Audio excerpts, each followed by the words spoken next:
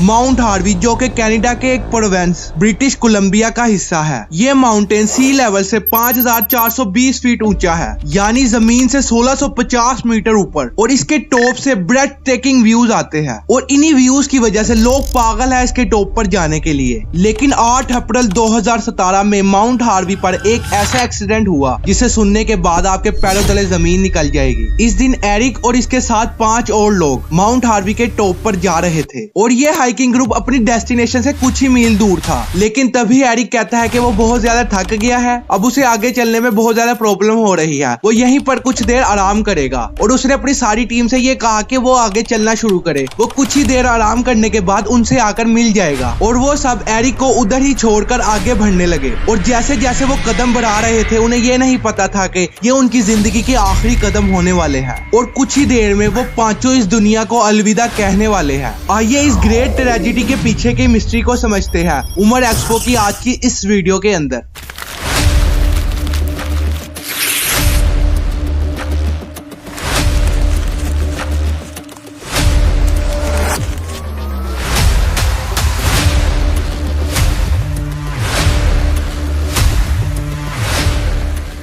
इस माउंटेन के टॉप पर जाने का सही समय होता है जून से अक्टूबर तक, लेकिन ये ग्रुप अप्रैल में ही क्लाइंबिंग स्टार्ट कर देता है। यानी ये लोग ऐसे गलत समय पर अपनी क्लाइंबिंग स्टार्ट करते हैं कि जब मौसम इंतहाई बदतरीन मिलेगा और इन्हें कुछ सामने दिखाई भी नहीं देगा। लेकिन ये ग्रुप इस बात की परवाह किए बगैर अपना सफर जारी कर देते हैं। ये लोग ऐसा इसलिए करते हैं कि क्योंकि ये बहुत ज्यादा तजर्बाकार और एक्सपर्ट हाइकर्स थे। ये ऐसी चढ़ाइयां पहले भी बहुत दफा चढ़ चुके थे। ये 6 लोगों में से 3 एक क्लब के थे और 3 दूसरे क्लब के। लेकिन इन 6 लोगों में से कोई ना कोई किसी ना किसी वक्त यानी कि हर वीक किसी ना किसी हाइकिंग पर होता था वैनकूवर के एरिया में। लेकिन इन सबको सबसे ज्यादा खतरा स्नोस्टॉर्म से था। माउंट हार्वी के टॉप पर जाने के काफी रास्ते हैं, लेकिन इन रास्तों से होते होते अप्रोक्सीमेटली सारा रास्ता 12 किलोमीटर तक का बन जाता है। और जैसे जैसे आप ऊपर जाते रहोगे ट्री लाइन खत्म होती जाएगी और आपको हर जगह स्नो ही स्नो नजर आएगी। और साथ ही साथ आपको सख्त वेदर और तेज हवाओं का भी सामना करना पड़ेगा, जिनके सामने इंसान का टिकना बहुत ज्यादा मुश्किल है। और आखिरी का 1 किलोमीटर का रास्ता तो निहायत बदतरीन है। और जब एरिक थक जाता है, उसने अपनी टीम को यह कहा था कि वो उसका इंतजार ना करे बल्कि अपना सफर जारी रखे। वो कुछ ही देर सांस लेने के बाद उनसे आकर मिल जाएगा। और जब वो सभी दोस्त उसको छोड़ जाते हैं, अब आगे की कहानी सुनो, उनके साथ आखिर हुआ क्या। माउंट हार्वी का टॉप बहुत ही ज्यादा यूनिक है, आप इसको इस तस्वीर में देखकर आइडेंटिफाई कर सकते हैं। और आगे की तरफ से बिल्कुल ही खाई है और ये खाई भी 600 मीटर तक नीचे जाती है। यानी अगर यहाँ से कोई नीचे गिरे तो उसका बचना नामुमकिन है। वो सीधा जाके बर्फ में गिरेगा और धंस जाएगा। नीचे चाहे बर्फ हो, लेकिन इतने टॉप से गिरने के बाद कोई इंसान बच नहीं सकता। लेकिन उससे पहले जब वो सारी टीम रवाना होती है एरिक को छोड़कर, एरिक जब पीछे रह जाता है तो कुछ ही देर बाद एरिक को एक और हाइकर मिलता है जो कि हाइकिंग करने आया था माउंट हार्वी के टॉप पर। वो हाइकर एरिक से आकर बात करता है कि आखिर वो क्यों बैठा है। तो एरिक अपना सारा किस्सा बताता है कि अभी वो पीछे जाएगा अपने दोस्तों के, और ज्यादा बात नहीं होती वो हाइकर भी माउंट हार्वी के टॉप पर जाने लगता है। और कुछ ही समय बाद एरिक को ऐसा महसूस होता है कि उसने बहुत ज्यादा आराम कर लिया है, अब उसे भी चलना चाहिए। तो एरिक भी अपना सफर स्टार्ट कर देता है। और जैसे ही वो माउंट हार्वी के टॉप पर पहुंचने लगता है तो उसे वो हाइकर नजर आता है, लेकिन उसे कोई भी अपना टीम मेंबर नजर नहीं आता। तो एरिक उसे घबराते हुए पूछता है कि क्या हुआ। तो वो हाइकर डरते डरते और घबराते हुए ये बताता है कि उसके सभी दोस्त इस पहाड़ी से नीचे गिर चुके हैं। ये सुनने के बाद तो एरिक के पैरों तले जमीन निकल जाती है और वो घबराते हुए अपना फोन निकालकर इमरजेंसी कॉल करने लगता है। लेकिन उस एरिया में कोई भी सिग्नल्स नहीं थे।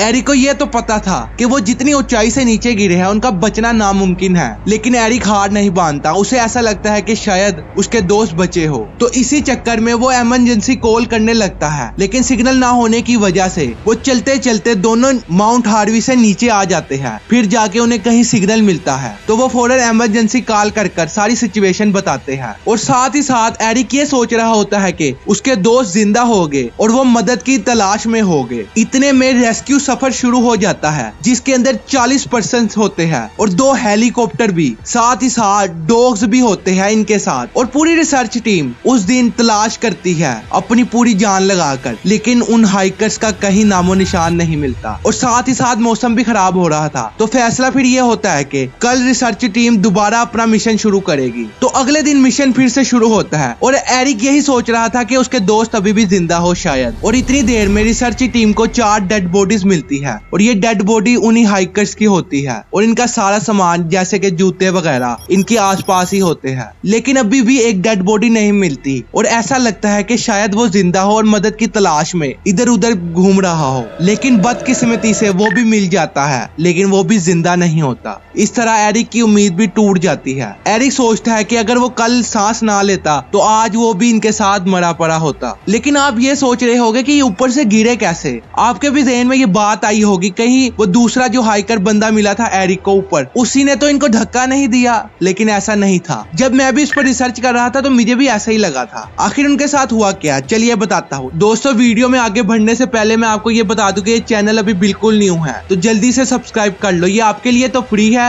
लेकिन इससे हमारी बहुत मदद होती है। और मैंने एक बेस्ट कम्युनिटी बनाने का सपना देखा है, तो जल्दी से सब्सक्राइब जरूर कर लेना। इन पांचों के गिरने की वजह ये थी कि ये बर्फ पर खड़े थे। आपको मैं आसानी से समझाता हूँ कि जब हवाएं तेज चलती है और बर्फ बहुत ज्यादा होती है तो माउंटेन के टॉप पर बर्फ जमा होना शुरू हो जाती है और जब कोई बंदा इस पर खड़ा होता है तो वो ज्यादा मजबूत नहीं होती, टूट जाती है, जिसकी वजह से जो कोई इसके ऊपर खड़ा होता है वो मर जाता है। इन पांचों के साथ भी यही सब कुछ हुआ था। इसी वजह से इन पर कोई इन्वेस्टिगेशन नहीं होती। और दोस्तों, हैरानगी की बात यह है कि इस दिन एक और हाइकर्स इनके साथ होता, लेकिन तबियत की खराबी की वजह से इसका मूड चेंज हो जाता है और वो इनके साथ जाने से इनकार कर देता है। दोस्तों, इसके अलावा भी माउंट हार्वी पर एक एक्सीडेंट हुआ 9 जून 2023 में। इसमें 29 साल हाइकर जिसका नाम माइकल 2 था, इसकी भी डेड बॉडी मिलती है माउंट हार्वी के ऊपर से। एक्सपर्ट्स ने यह कहा कि इसकी मौत जिस्म पर लगे जख्मों की वजह से हुई है, यानी ये भी कहीं से फिसल कर गिर गया होगा जिसकी वजह से इसे जख्म लगे और ये मर गया।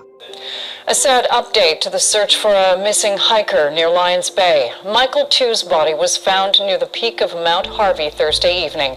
The 29-year-old from Vancouver had been reported missing by his family Wednesday after failing to return from a hike to that area. दोस्तों, उम्मीद करता हूँ उमर एक्सपो की ये वीडियो भी आपको शानदार लगी होगी। ऐसे ही आगे वीडियोस देखने के लिए सब्सक्राइब जरूर कर लेना। और दोस्तों, क्या आप माउंट हार्वी पर जाना पसंद करोगे? कमेंट में जरूर बताना। और साथ ही साथ दोस्तों, क्या आपको उस लड़के के बारे में पता है जो 12 साल तक अपने ही जिस्म में कैद रहा? इस पर मैं पूरी डॉक्यूमेंट्री बना चुका हूँ, अभी ही सामने वाली वीडियो पर क्लिक करो।